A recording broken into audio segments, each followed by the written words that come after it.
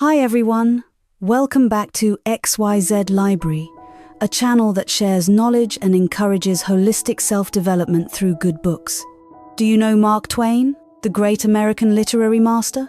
He was also a businessman, a venture investor, and a man known as one of the world's most famous humorous novelists. Yet there was a period in his life when he was deeply depressed and mentally worn down by serious illness, lying in bed. And then, when he happened to open a certain book, he became as excited as a child. Mark Twain read it in one breath, absorbed, tireless, forgetting food and sleep. This book was not a masterpiece about some great historical figure, but a novel about the coming-of-age experiences of an 11-year-old girl named Anne. And that book was Anne of Green Gables.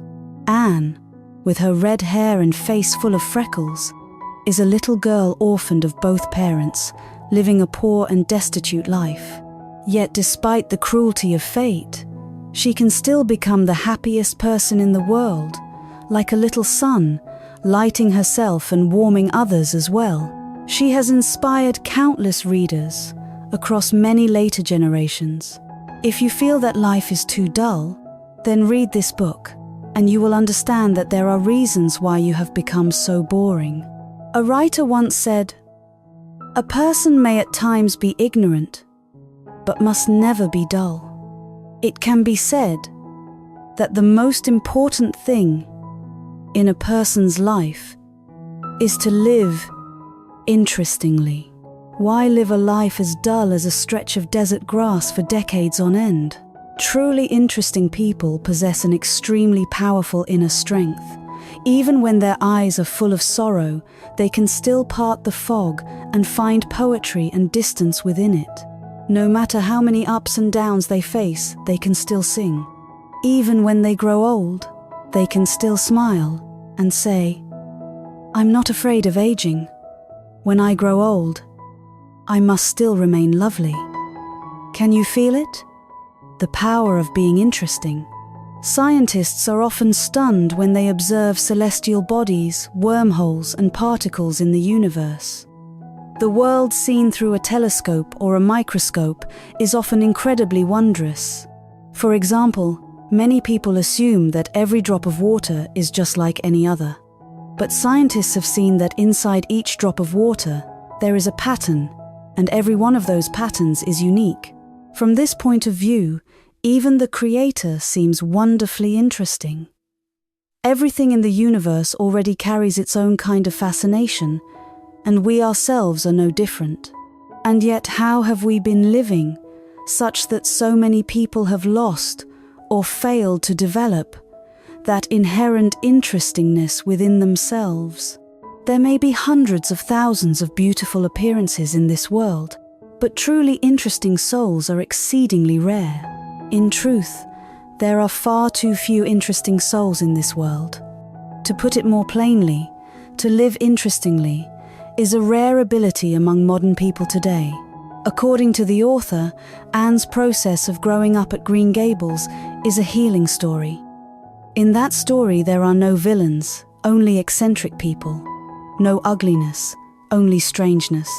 You may worry that a story without conflict or dramatic confrontation would be boring. But on the contrary, its beauty will make you not want to stop reading. After finishing this book, you will feel that the hardships, pain, and dullness in your own life can all be changed and healed by an interesting soul. No matter what life is like, your task is simply this: be interesting. Everything else has already been arranged. Now, please listen to Better Version's reflection entitled, "An Interesting Soul Can Heal Everything," through the novel Anne of Green Gables by the famous writer Lucy Maud Montgomery.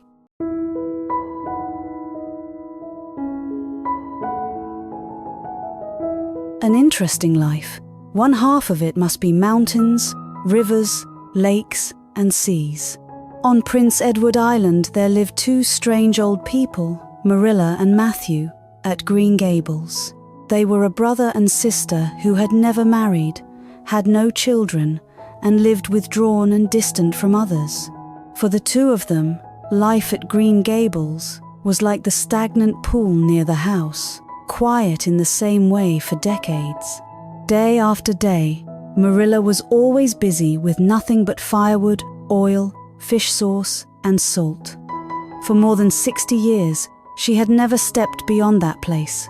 Every day she ate at the same hour, slept at the same hour, wove cloth, sewed clothes, tended livestock and sheep, had no hobbies, and no friends to talk to. Then there was Anne, the orphan girl brought from the asylum to be adopted there. The moment she arrived, she was immediately enchanted by the scenery of Green Gables. But Marilla warned her, "Don't look at those useless things." The cherry tree in the yard bloomed white as snow, and Anne excitedly called it the Snow Queen. But Marilla replied irritably that the fruit from that tree was small and sour, and that it attracted too many bugs. In truth, life is a mirror reflecting your own face back to you. If you are dull, life will be dull. If you spend your whole life busy only with the most basic survival, then in the end you will neglect yourself. An interesting soul is a soul that, even in its darkest state, can still keep its sense of wonder toward life, discover the interesting things the universe has already created, and then enjoy them. Anne, a girl abandoned again and again by fate. Her parents died when she was 3. She was taken in, out of pity, by Mr. and Mrs. Thomas, but then abandoned again in the countryside. She was rescued from starvation by the kind Mrs.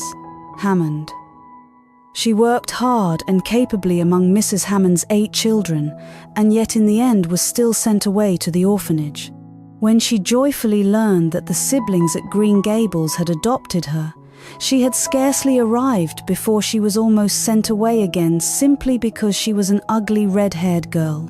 They had wanted a boy, and because the intermediary had mixed up the message, she had been sent there by mistake. But even when she knew that she would have to return to the orphanage the next day, Anne still allowed herself to enjoy her happiness. Enchanted by the scenery there, she sat by the window looking at the birch tree for a while, then gazed at the hill, then at the little stream off in the distance, gave the cherry tree a lovely name, and talked to it. Anne said, "If you are determined to enjoy yourself, you can always enjoy yourself. You will see that there are many people like Marilla in real life, but very few people like Anne, who carry an interesting soul and love and delight in nature. Most of us are caught in the cycle of life, worrying only about 3 meals a day, and so we are endlessly pushed forward by a social script already written for us. Go to school, graduate, get a job, get married, have children, send the children to school, stay home to help raise grandchildren, and then die. We spend decades busy with only the most basic level of life. We think we have lived fully, but in truth, we have only lived halfway, because the greater remaining half the poetry of life we never really felt. It has been hidden from us by an empty soul trapped inside our outer shell. Back then, I had a friend in my hometown. She used to carry me on a bicycle through the fields. She loved comparing the clouds in the sky to strange shapes. She said that one day she would become a writer. But now, every time I talk to her, all she speaks about are her 2 growing children, how busy work is, how heavy financial pressure has become. When I returned home after many years away studying abroad and met my old high school friends again, I no longer knew whether it was I who felt out of place in the crowd, or whether they themselves were slowly losing half their lives. Their topics of conversation, their worries, their goals all revolved only around children, spouses, rising property prices, and how expensive vegetables and meat had become at the market. Every time, it was the same. I once shared Anne's story with some newly graduated university students, but the strained expressions on their faces made it obvious that if I had introduced them to a book about getting rich, improving their capabilities, advancing farther, or keeping up with their peers, they would have wanted to read it far more than such a dreamy book that seemed like a children's story. Even when interesting things from nature are right there beside us, people still do not want to look at them because they think that is romantic, fanciful, silly, a waste of time, abnormal, and unrealistic. If life loses its poetry, it becomes like a blunt knife, not deadly perhaps, but still enough to wound you.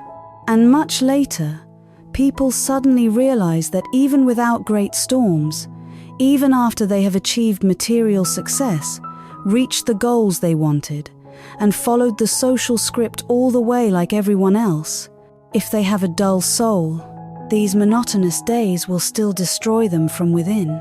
But have you ever thought that the culprit behind all of this might actually be yourself? Close the door of your heart and do not blame the sunlight for not coming in. If you do not immerse yourself in nature and the universe, if you do not notice the poetic beauty in life, then your existence can only remain a barren patch of dry ground. The sociologist Frederick once said, "Pain as well as happiness is only a feeling. It truly lies within the heart." Life becomes boring because you live like an empty shell. An interesting soul will always be able to see rivers, lakes, mountains, and seas, and feel the poetry in this universe, even on dark and stormy days. And no matter how difficult or distorted life may become, those interesting things will in turn come back and heal us.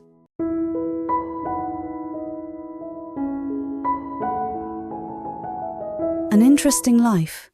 Even if ordinary days never change, imagination must still be allowed to soar. Anne's fate is cruel, but what allows her to transform difficult days into joyful ones? It is imagination. She told Matthew that when she was abandoned again and again and had to live in a terribly desolate place, if one couldn't imagine, one couldn't live. A writer once said that Anne possessed two priceless treasures. One was her sense of wonder toward life. The other was her optimistic imagination. When Anne first arrived at the Avonlea station, she chose to stay outside instead of in the ladies' waiting room, because there was more room for imagination out there. When she saw the street full of white blossoms and the cherry branches drooping over the embankment, she immediately thought of a bride in a lovely wedding dress with a delicate veil. To the siblings, Marilla and Matthew, the scenery around them had become so familiar that it seemed ordinary, but in Anne's eyes it was as beautiful as fairyland. Anne gave these things beautiful names, such as the Lake of Shining Waters, the White Way of Delight, Lover's Lane, the Birch Path, the Violet Vale, the Snow Queen, the Peaceful Meadow, and so on.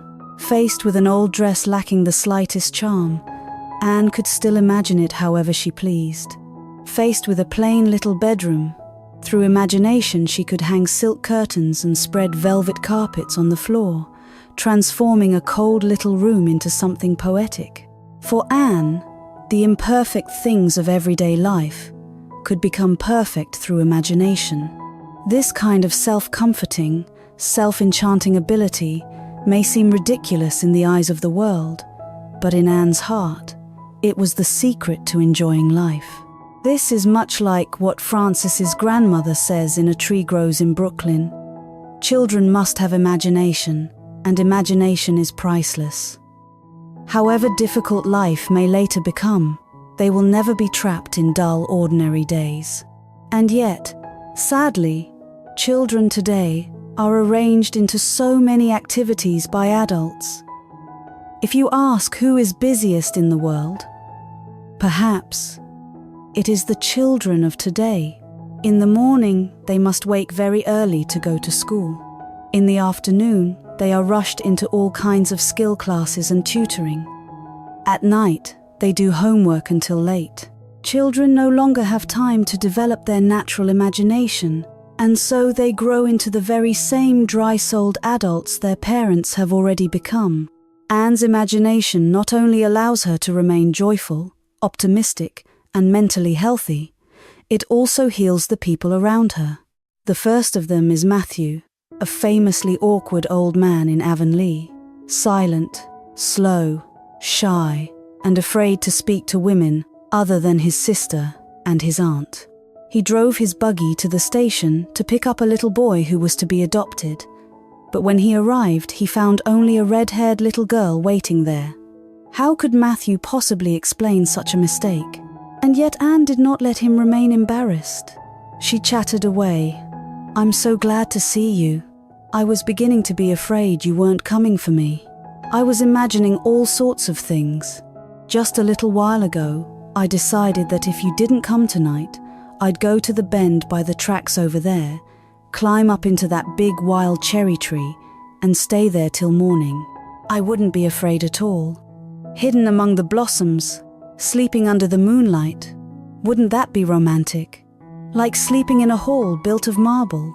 And if you didn't come tonight, I was sure you'd come tomorrow."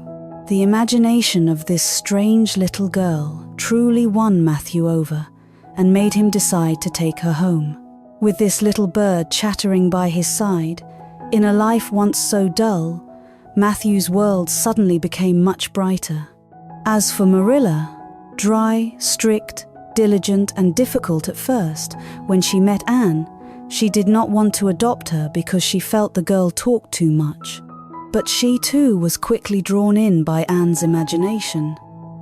When Anne said Mrs., pie looked as ugly as a layer cake, Marilla had to suppress a laugh and found herself amused because no one had ever spoken to her with such lively, imaginative comparisons. Anne's vivid language began to melt her frozen heart. In Avonlea, those charmed by Anne's heart were almost always children, while those who regarded Anne as strange were the adults. To adults, imagination is something trivial and foolish because it is not practical. They have become too accustomed to cautious, calculating thought and have gradually lost the ability to directly feel the beauty around them. When you read The Little Prince, do you see a hat or a boa constrictor swallowing an elephant? Why is the adult world always so lacking in imagination? Why do adults live so dully? They were once children themselves, with simple desires and pure feelings, but because of their anxieties and helplessness in the pursuit of gain, adults have paid a very high price. So what should we do if we want a life that is a little more interesting? Only by returning to childhood, by thinking with the heart of a child, can many difficult problems become easier to solve. Anne's imagination is the heart of childhood. It causes the adults in Avonlea to begin noticing the beauty they had always overlooked, though it had been right before their eyes every day. And it too begins to return and heal the people in that place.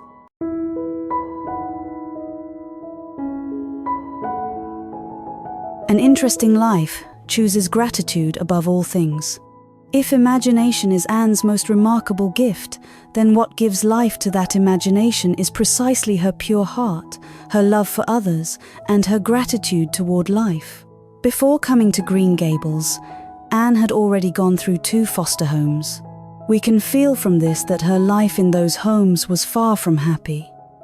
Yet when Marilla asks her about them, Anne speaks without bitterness, full instead of sympathy and gratitude. Anne has eyes that can see beauty. She can grasp hold of joy in life and crush it into medicine for every wounded soul. Because she is grateful for life's gifts, Anne always carefully protects her kindness and tries as hard as possible to forgive every ill intention. Nor does she hesitate to spread her sincerity and warmth to everyone around her. In Avonlea, Anne loves nearly everyone, even those who do not treat her well and who hurt her. She can even give genuine affection to the grass, the trees, and everything around her. In Anne's mind, plants and trees too possess a precious form of life. So she cherishes all the grass, the river, and the trees, treating them as friends. She praises them with the fullest love. Mark Twain once said, "Kindness is a language the blind can feel and the deaf can hear." Anne uses kindness to repay the living things growing from the earth itself, enriching life. And with an energy like spring rain, she causes Avonlea, once a stifling place, to suddenly come alive.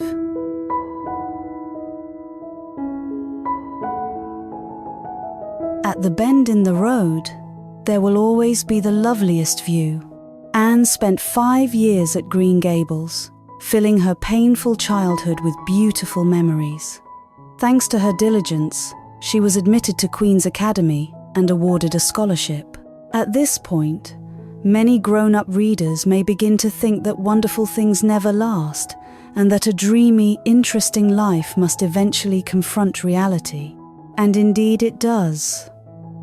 Matthew, because of his heart condition, dies upon hearing that the bank has failed, and the doctor warns Marilla that she must stop reading and stop doing fine needlework, or she will go blind. This is the first time Anne truly feels the pain of losing a loved one, and also the first time she feels a heavy responsibility resting on her shoulders. But in the end, Anne gives up her scholarship, gives up the chance to attend Redmond College, and chooses instead to become a teacher in Avonlea. She stays at Green Gables to keep Marilla company, read to her, and help with the housework. If going to Redmond had been the straight road of her dreams, then staying in her hometown was a bend in the road, one whose future could not be seen. And yet in facing that bend, Anne still chose optimism. "I don't know what lies around the bend, but I believe that the best view will be there." A person who loves life also loves the bends in the road. This girl, with her interesting soul and resilient heart, understands that no one can avoid the bends that life brings. Like a river in nature, no river runs straight, because on its way forward it always meets obstacles it cannot simply pass through. In life, those immovable obstacles are failures, hardships encountered in the process of growing up, and they are unavoidable. But it is precisely because of such obstacles, like fierce waves, that life becomes more magnificent, and we gain more experiences and better lessons. Anne is an interesting soul, like a rainbow made of many colors. The American writer Mark Twain greatly admired Anne, saying that she was the loveliest and most moving child figure since immortal Alice. When you read this novel, you will feel the beauty of the author's words, but you must remember that behind them lies not merely a brilliant pen, but a love of life and an interesting soul poured into the character herself. What Lucy Maud Montgomery wishes to tell us is this: use kindness to feel the warmth of the world. Use imagination to heal the pessimism in life. Immerse yourself in nature and this universe, and feel it, so that you may fully savor an entire human life. These are the elements that allow you to begin living with an interesting soul. May both you and I become interesting souls, and may every moment of life contain a little poetry and beauty, so that we may light up each chapter of our own lives. Thank you for listening. If you found this video helpful, please share it with those who need it. Give me a like, subscribe, and turn on the notification bell so you can catch my newest weekly videos. Once again, thank you all, and see you in the next videos.